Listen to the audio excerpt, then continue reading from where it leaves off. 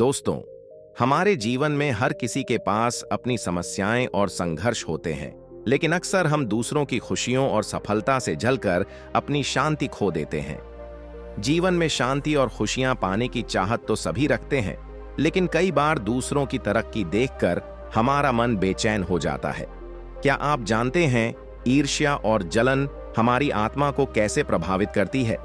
क्या ऐसा महसूस करना स्वाभाविक है? क्या इसका कोई समाधान है? तो चलिए दोस्तों, इसके बारे में हम जानते हैं। दोस्तों, मेरी आपसे निवेदन है कि कहानी में अंत तक हमारे साथ बने रहना। नमस्कार दोस्तों, बोधि पॉजिटिविटी चैनल में आप सभी का स्वागत है। और आपको कहानी अच्छी लगे तो लाइक, शेयर एंड सब्सक्राइब जरूर कीजिए। तो चलिए दोस्तों, आज की कहानी शुरू करते हैं। बहुत समय पहले की बात है।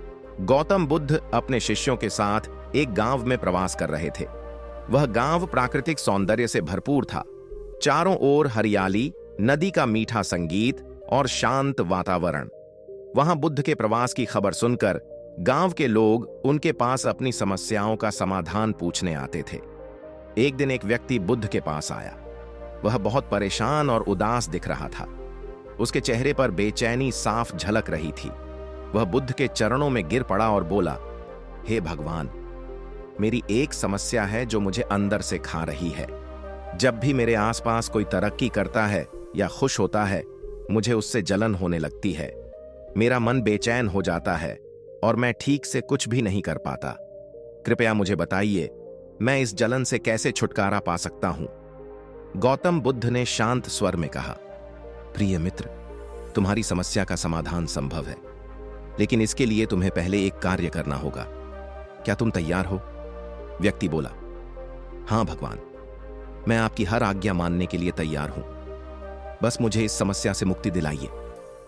गौतम बुद्ध ने कहा, तुम इस जंगल में जाओ और वहां से सबसे सुंदर फूल लेकर आओ, लेकिन एक शर्त है, तुम जिस फूल को चुनोगे उसके बाद पीछे मुड़कर नहीं देख सकते।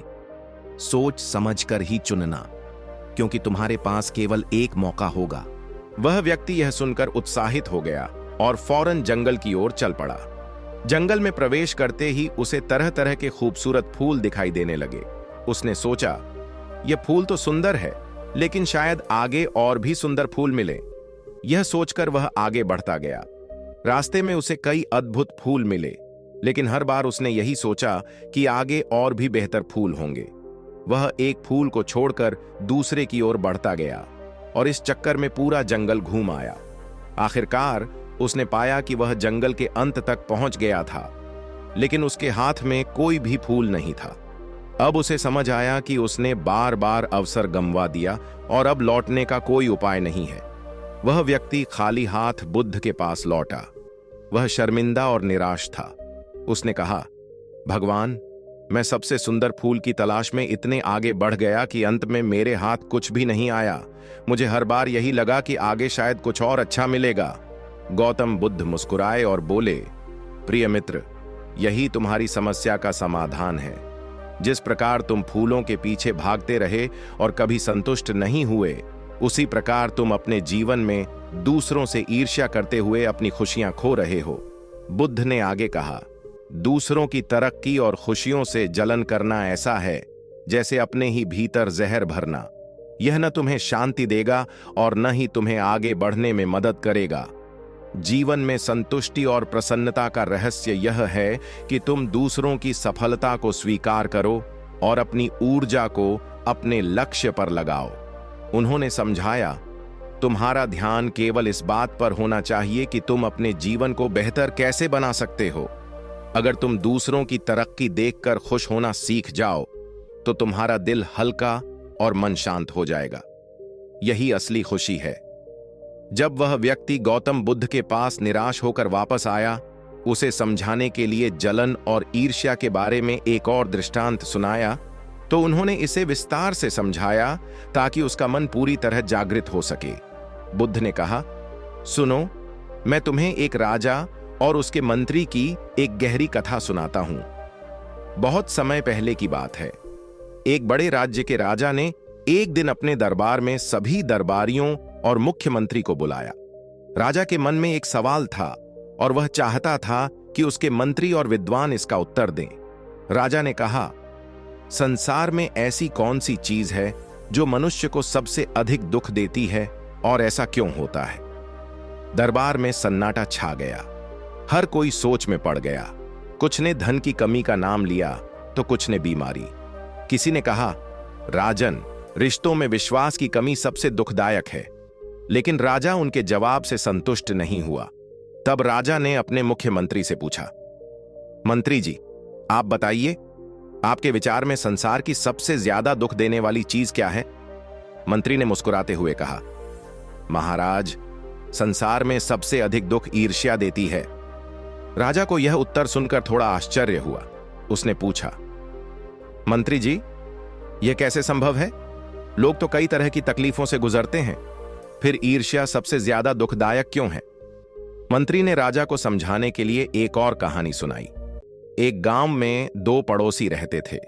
एक किसान था जो दिन रात मेहनत करता और अपने खेतों में नई फसलें उगाता। दूसरा पड़ोसी आलसी था और अपनी तरक्की के लिए कभी मेहनत नहीं करता।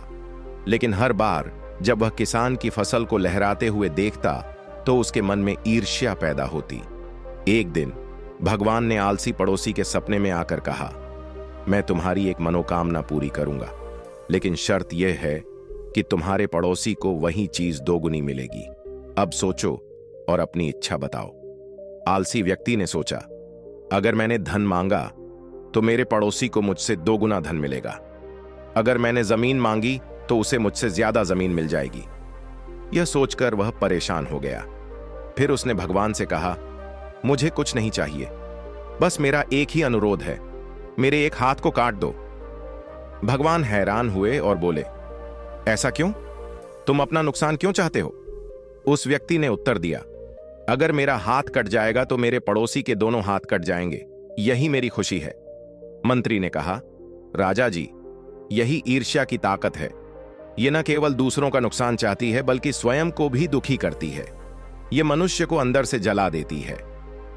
राजा ने मंत्री की बात सुनकर गहरी सांस ली और पूछा, मंत्री जी, अगर ईर्ष्या इतनी खतरनाक है तो इसका समाधान क्या है? मनुष्य अपने मन को इस आग से कैसे बचा सकता है? मंत्री ने उत्तर दिया, महाराज, ईर्ष्या से मुक्ति का केवल एक ही उपाय है, अपनी तुलना दूसरों से करना बंद कर दें। जब तक हम दूसरों की संपत्ति, खुशी और तरक्की से अपनी तुलना करते रहेंगे, तब तक हम दुखी रहेंगे। हमें अपने भीतर संतोष और प्रेम का विकास करना चाहिए। दूसरों की खुशी में खुश होना सीखना चाहिए। यही असली समाधान है।